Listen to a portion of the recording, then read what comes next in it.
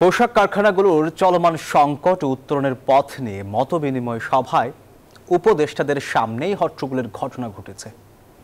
Garments মালিকদের হুঁশিয়ারি, হামলা হলে রোববার থেকে বন্ধ করে দেওয়া হবে সব কারখানা।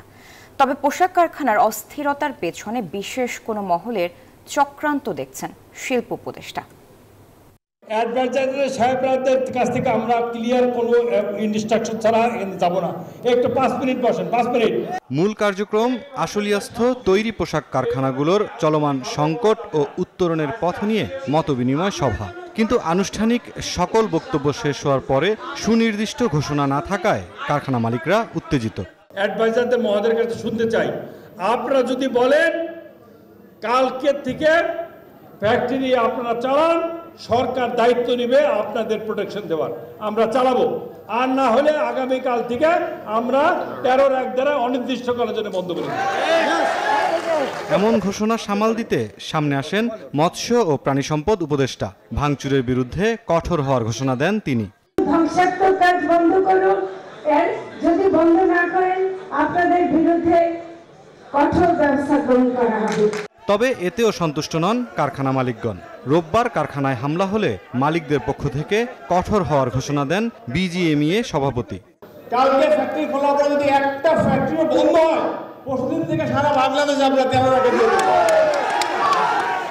এবার পরিস্থিতি সামাল দিতে দৃশ্যপটে শিল্প উপদেষ্টা। সেটা বলেন, আর না হলে আমাদের অন্য কারখানা বন্ধে বিশেষ কোনো মহলের চক্রান্ত পাওয়া গেলে ব্যবস্থা নেওয়ার ঘোষণা দেন তিনি। যেই ফ্যাক্টরিতে কালকে সমস্যা হবে সেই সব ফ্যাক্টরির ব্যাপারে আমরা ব্যবস্থা নেব, আমরা বিশেষ ব্যবস্থা নেব।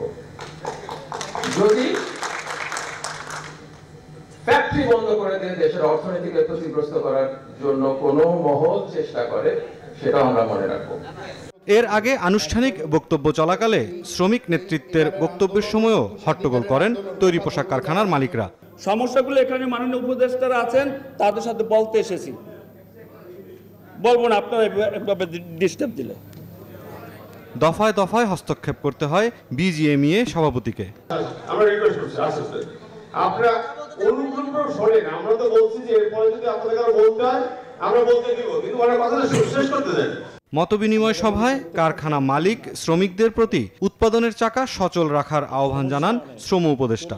খুব দ্রুত সময়ের মধ্যে যে ন্যায্য দাবিগুলো আসবে সকল পক্ষের সাথে আলোচনার ভিত্তিতে আমরা সেগুলো বাস্তবায়নের জন্য চেষ্টা করব। মুরসালিন হক জুনায়েদ, নিউজ 24, ঢাকা।